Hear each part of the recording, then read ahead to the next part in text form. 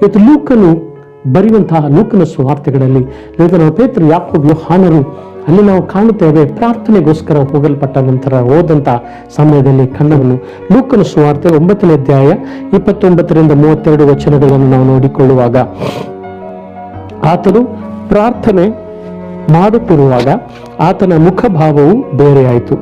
ಆತನ ಉಡುಪು ಬೆಳ್ಳಗಾಗಿ ಮಿಂಚುತ್ತಾ ಬಂತು.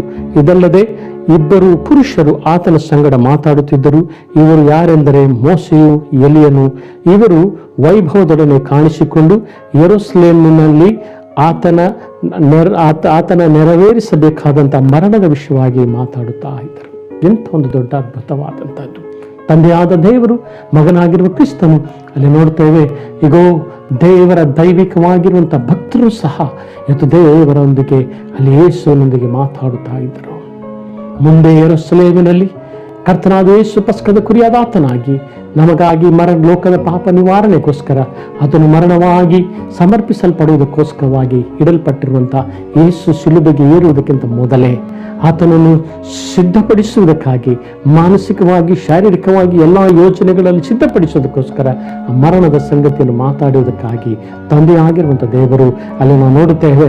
ಇವತ್ತು ಮೋಸೆಯನ್ನು, ಎಲಿಯನನ್ನು ಆತನನ್ನು ಕಳಿಸಿಕೊಟ್ಟದ್ದನ್ನು ಆ ಪೇತ್ರ, ಯಾಕೋಬ, ಯೋಹಾನರು ಅಲ್ಲಿ ಕಂಡವರಾಗಿದ್ದರು. ದೇವರಿಗೆ ಪರಲೋಕದ ಮಹಿಮೆಯ ಆ ರೂಪದಲ್ಲಿಯೇ ಅವರಲ್ಲಿ ಕಂಡರು. ಯೇಸುವಿನ ಕಣ್ಣೆದುರಿಗೆ ನೋಡ್ತೇವೆ. ಯೇಸುವಿನ ರೂಪ ಅತೀ ಬೆಳ್ಳಗಾಗಿ ಪ್ರಕಾಶಮಯವಾಗಲ್ಪಟ್ಟಂಥ ನಿಜ ಸ್ವರೂಪವನ್ನು ಅಲ್ಲಿ ಭೂಲೋಕದಲ್ಲಿ ಕಂಡನು. ಆತನು ತನಗಿರುವಂಥ ಮಹಿಮೆಯನ್ನು ಬಿಟ್ಟು ಬಂದಂಥ ಮಹಿಮೆ ಈ ಭೂಲೋಕದಲ್ಲಿ ಆತನಿಗಿರುವಂಥ ನಿಜವಾದಂಥ ಮಹಿಮೆ ತಿರುಗಿ ತೋರಿಸಲ್ಪಟ್ಟಂತ ಆ ದಿನ ಅದಾಗಲ್ಪಟ್ಟಿತ್ತು. ದೇವರಿಗೆ ಸ್ತೋತ್ರ. ಯಾರು ದೇವರ ಮಕ್ಕಳ ಅನ್ಯೋನ್ಯತೆಯಲ್ಲಿರ್ತಾರೋ ದೇವರು ತನ್ನ ಮಹಿಮೆಯನ್ನು ತೋರಿಸ್ತಾನೆ.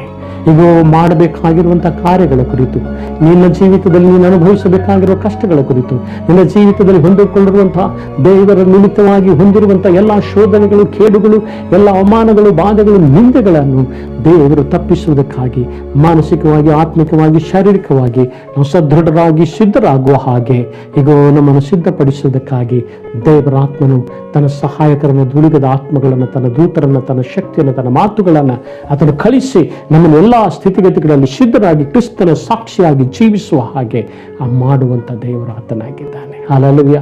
ಆದ್ದರಿಂದ ಕ್ರಿಸ್ತನ ನ್ಯೂನತೆ ನಮ್ಮನ್ನು ಮಹಿಮೆಗೆ ನಮ್ಮನ್ನು ನಡೆಸ್ತದೆ. ಕ್ರಿಸ್ತನೊಂದಿಗಿರುವಂಥ ಮಹಿಮೆ, ಆತನ ನಿಜವಾದ ಪರಲೋಕದ ಮಹಿಮೆಯನ್ನೇ ನಾವು ಪ್ರತಿದಿನ, ಪ್ರತಿ ಕ್ಷಣ, ಪ್ರತಿ ಸಾರಿ ನಾವು ಕಾಣುವಂತೆ ನಮ್ಮನ್ನು ಮಾಡ್ತದೆ. ಹಲ್ಲೆಲೂಯಾ. ಯಾವಾಗ ಅನ್ಯೂನ್ಯತೆಯನ್ನು ಬಯಸ್ತೇವೋ ಪರಲೋಕದ ಮಹಾನಂದ, ಪರಿಪೂರ್ಣ ಸಂತೋಷ ಅನುಭವಿಸುವ ಹಾಗೆ ನಮ್ಮ ಜೀವಿತದಲ್ಲಿ ಕಾಣಲ್ಪಡುತ್ತದೆ. ದೇವರಿಗೆ ಸ್ತೋತ್ರವಾಗಲ್ಪಡಲಿ.